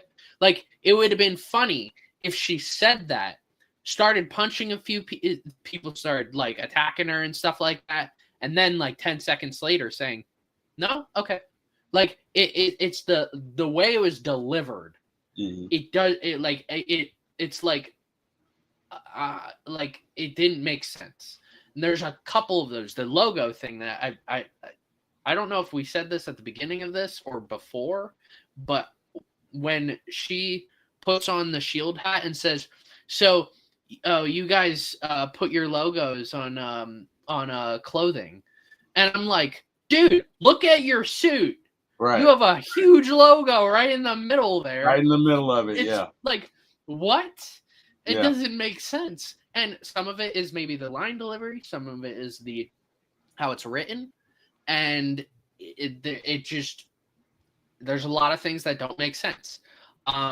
There's a couple scenes in there where like it's stereotypical movie dialogue where where Samuel Jackson's like, you know, you're glowing, right? And she's like, I'll tell you later. And I'm like, oh, okay, all right, what? Nobody's Okay. gonna take that in that scene. Nobody's gonna be like, yeah, tell me like, no, let's talk about this now. You're glowing. Yeah, let's talk dude, about it. You're flying. So yeah, when we started this morning, you couldn't fly, and now you just kicked the shit out of an entire armada. We gotta talk about this. Come on. And what happened? I think emotionally flat is something you expect out of a movie where someone is dealing with amnesia. But that's not my criticism. The criticism is the delivery is flat. Very, very, very flat. The formulaic and safe, I totally see that. This was the first movie, in my opinion, and some people will say Doctor Strange was, but there's something aesthetically appeasing about Doctor Strange, which is why it does, in my opinion. I think the story follows the formula, but the delivery was not. And this movie was the beginning of the post-Endgame formula of safe style movies. And that's where this is where it all began. And this and Ant-Man and the Wasp, those two they wanted to be safe in between Infinity War and Endgame, and they went with Ant-Man and the Wasp and this movie. And it's this safe movie because you have two heavy hitters in Infinity War and Endgame, and you needed to play it safe. Because if this movie was not safe and sucked, it would have never made $1 billion. It probably wouldn't have made half of that. And people would have not been looking forward to her character in Endgame. Yeah. And in fact, post Endgame, she didn't really matter all that much to the whole story of the movie. She mattered to the climax of the movie. End. Yeah, to the end. And that's going to be, here's a sneak peek of our Endgame review. That's my only negative about the whole movie. Yeah. Again, the character of Captain Marvel, Brie Larson, it's just like Disney and Marvel have no idea what to do with a character of that much power. That's fair. That is fair. That is fair. She is a female Superman. Yes. That is fair. But there are just certain moments. Like when you bring up Endgame, there's certain moments that I will take with me forever. One of them is, hey, Cap, on your left. Like in that moment right there, when you realize what is about to happen. Dude, I'm getting goosebumps talking about it. Yeah. Because I feel in that moment, I'd kick anybody's ass. I felt like, man, Jordan. When he says, hey, Cap, on your left, and you realize, I'm like, oh, shit. Oh, my freaking God. It is about to go down. And the entire Marvel universe and all their homies show up. Man, every time I think about that, I just get goosebumps. I can't wait for Endgame. I know we're jumping ahead, but I'm just saying, like when you said that, it just reminded me of that scene and everything that is right about Marvel. Everything is right about Marvel. Of all my Marvel heroes, obviously, of all the heroes, period, I identify with Batman. But I aspire to be Captain America. And I aspire to be Captain America because even in the face of Thanos whooping his ass and his shield broke to hell and his uniform all taut and ripped up and whatever, and he's like, I can do this all day, right? And all of a sudden, and you know how Thanos is. Thanos is the devil. He's not going to bring out his forces until he knows he's about to crush you. And he brings all of these forces out just to mess with Captain America because he doesn't have to do that. At that point, Cap's beaten. He could have killed him. But no, he's got to spike the ball. He's got to dance in Cap's face. You know what I mean? He's got to get that 15-yard penalty in the end zone. This is Thanos. He wants to crush Cap's dreams. And in the midst of this, when Cap is like, okay, if I got to take on 1 million of you, I got to take on 1 million of you. But, oh, Jordan, when you hear Cap on your left, woo! All right, man, I'm getting excited. Anyway, let's get back to it. Let's talk about some juxtapositions. This is something new that we're trying, and we're comparing the comic book character with the MCU character. So, origin of powers. In the film, she gets it from the Tesseract powered engine explosion. In the comic, it's a psych magnetron device linked to Captain Marvel that altered her DNA. Okay. In the film, Marvel is Wendy Lawson, a female Kree scientist mentor. In the comics, however, it was a male character, a Kree warrior, who was Carol's ally. Okay. The Avengers connection. In the film, Fury names the Avengers after Carol's Avenger call sign. In the comics, it was a founding triggered by Loki's invasion in 1963. Personality. Now, this is where you really start to see the difference. Her personality in the movie is stoic, it's mission-driven, gradual, and it's an emotional thaw. In the comics, however, she's bold, she's witty, she's more flawed, she's humanized in comic runs, and she is flawed. As a matter of fact, there is a Civil War II in which she plays a big part in this conflict between her, Tony Stark, and Captain America. And it's really juicy too, because there's some things that come out of that we find out later as to why it took place. But definitely personality difference. The era of setting in 1995 in the MCU film ties her absence to being off-world, and then in the comics she debuted in 1968. Marvel Superheroes number 13 became Captain Marvel in 2012. The Skrulls. And we got Miss Carrie in the chat. She says, hi, Jordan and T. Will. What's going on, Miss Carrie? Hopefully you're doing well. Good to see you as always, my friend, Miss Carrie. BPE Carrie. Big Penix Energy. Big Penix Energy. Pause. Yeah. Skrulls. Let's get back to Skrulls. Sympathetic refugees manipulated by the Kree. In the comics, Skrulls are bad news, man. They're always villains. They're always just bad dudes, man, with nefarious purposes. So, did I miss anything here, or does this pretty much cover it? Anything else you want to throw in there? Yeah, that pretty much covers it. I mean, like in the comics, there's so many great storylines with Captain Marvel, and I don't feel like we've touched base on any of them. The one thing with like the personality of that, like if you showed me that personality for the comics, Carol Danvers, and you told me to look for an actress to play Captain Marvel, Brie Larson would be up there. Yeah. And we're not seeing it.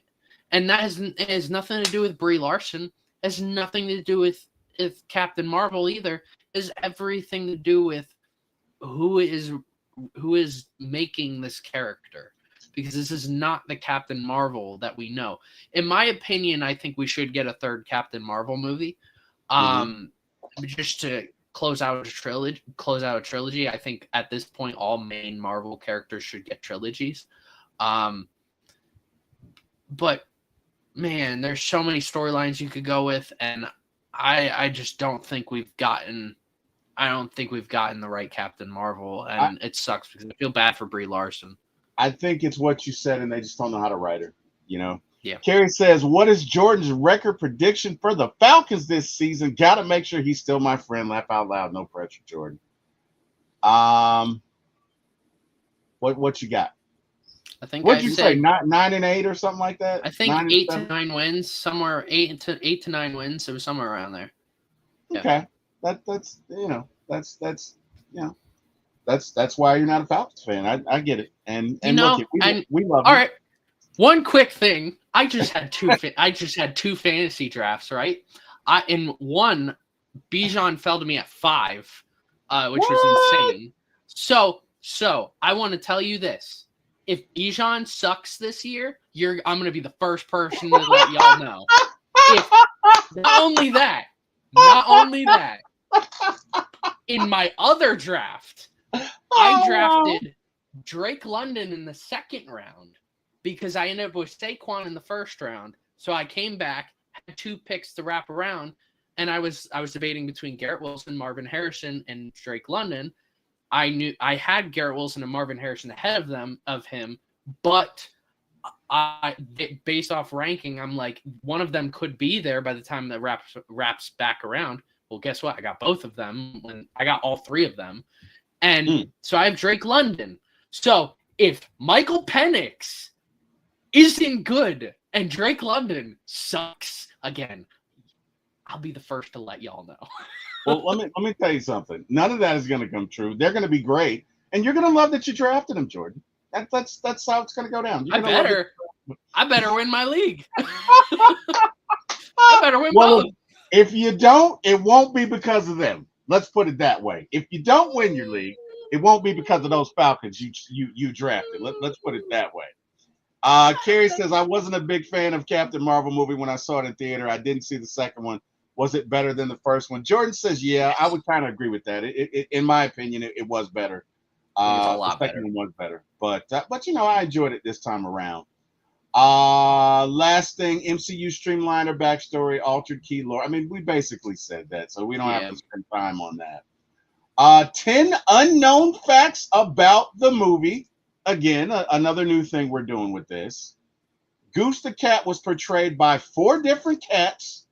Brie Larson is allergic to cats, so puppets via VFX often replace them. Did not know that. Brie Larson did extensive boxing, judo, wrestling training for 9 months. And it's a requirement at this point for all Marvel characters. Yeah. Okay. Outside of Mark Ruffalo. Yeah. That's the funniest thing when he went back to 2012. That was funny.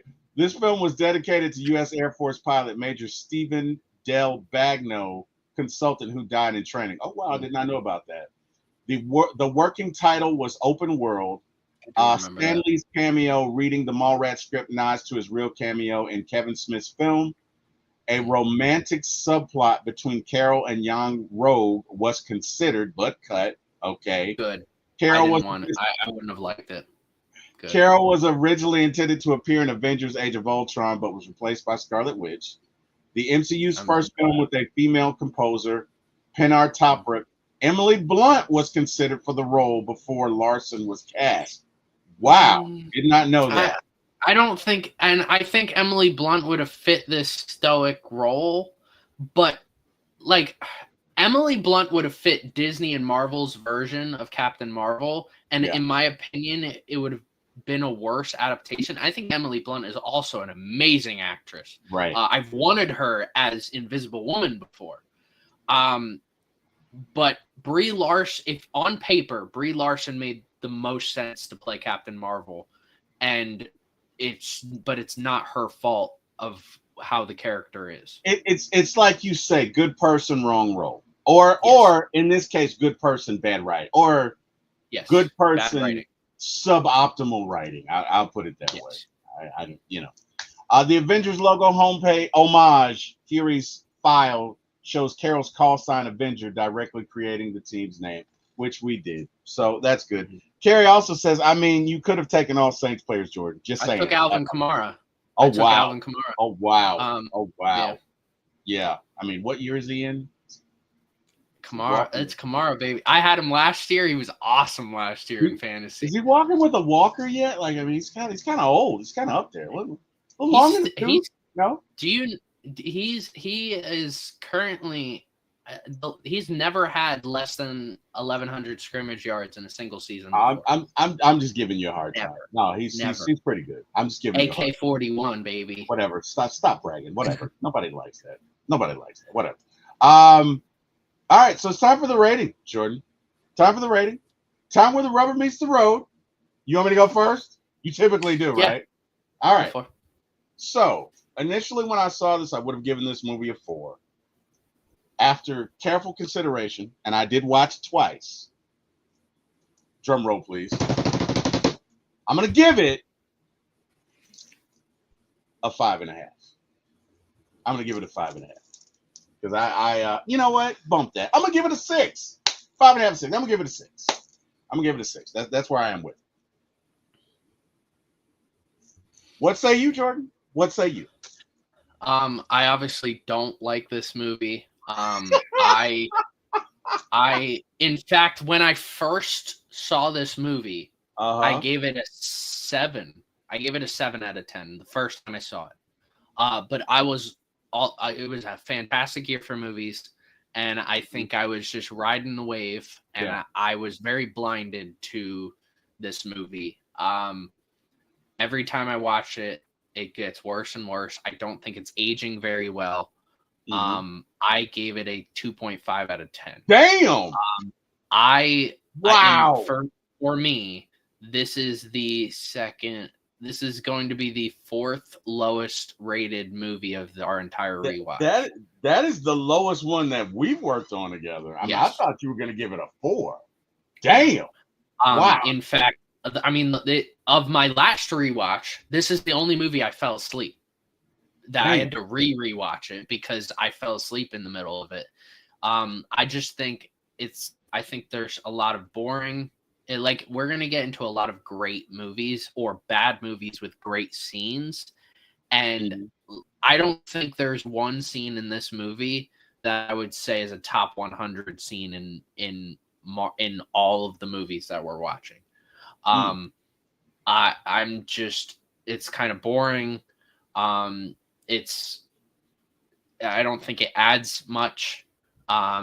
It again, that safe nature when we're doing this rewatch ends up being a fault because there's so many great movies or again, bad movies with great scenes that it just falls deeper and deeper.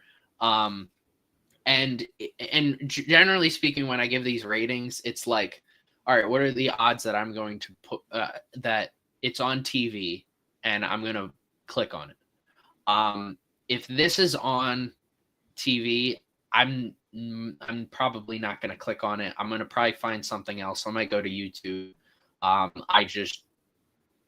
don't care to watch this all that much, unless I'm doing a rewatch right now. Wow. Jordan, I really feel like this is the first time we have been really this far apart. Like normally if you say 7, I'll say an 8, or if you say 6, I'll say 7. But this is the first time like I said a 6 and you were like 2.5. So this is interesting because we clearly saw this from different vantage points, and that's okay. That's what makes this great. And hey man, I enjoyed it as always. I know you got to get ready to get out of here because you're getting ready to go check out your Penn State Nittany Lions.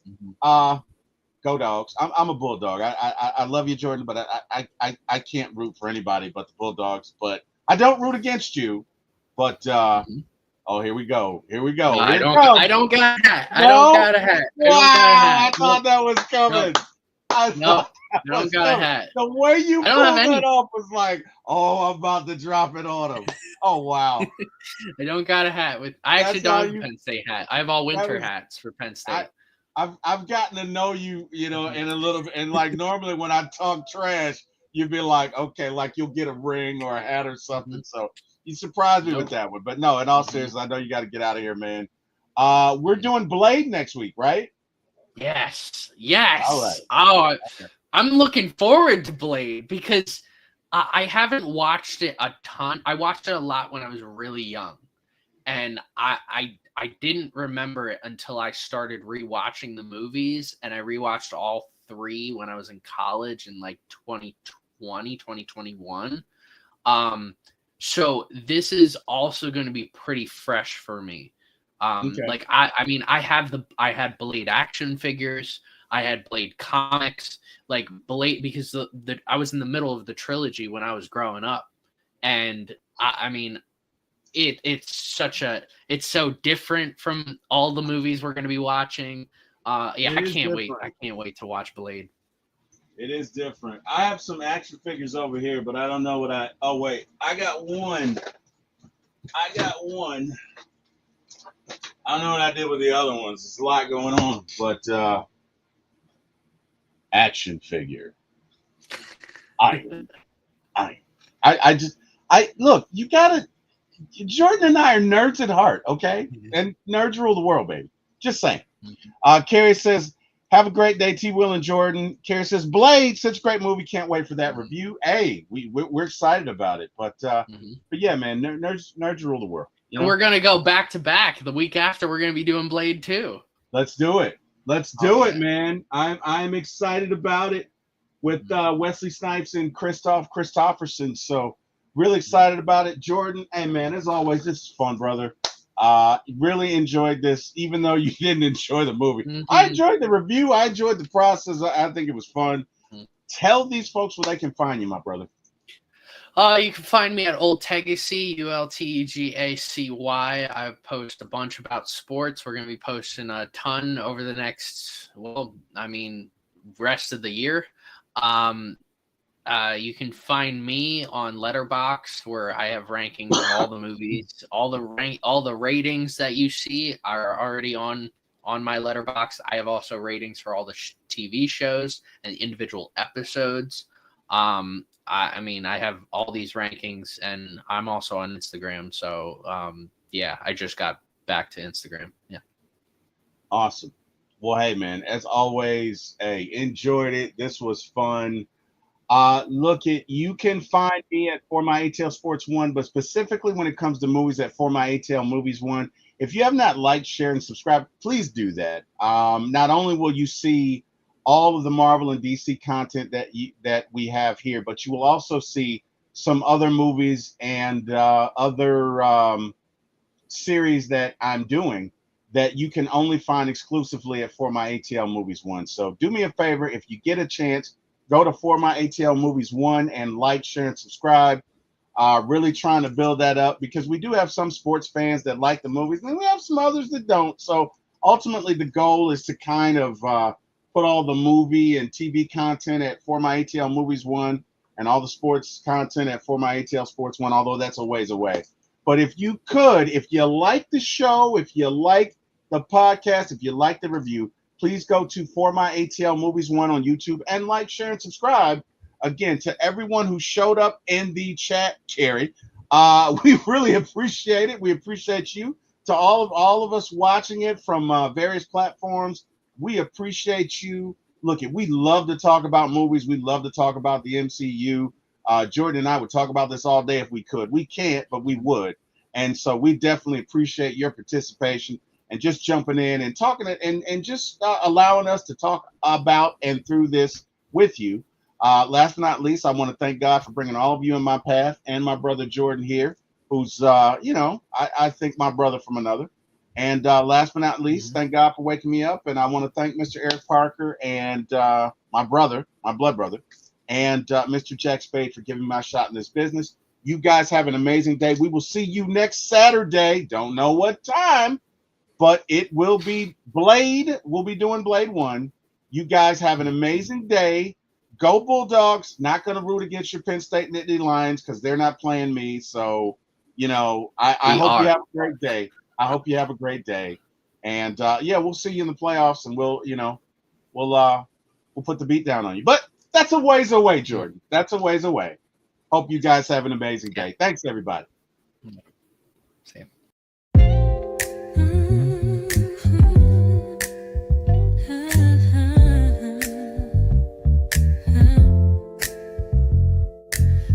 Camera action is going down for my ATL movies when we run this town with your host T. Will, keeping it real from the A to the screen. You can feel the thrill, rolling with the classics, we're setting the pace, highlighting the magic of our soulful space. Got the vibe, got the crew, making it tight. When the screen lights up, everything feels right. Grab your popcorn, let's make it loud. It's movie time, ATL style. Stand proud from the silver screen to the hearts we steal. Every frame we capture is the real deal. Talking premieres where the stars align. ATL views, yeah, they really shine behind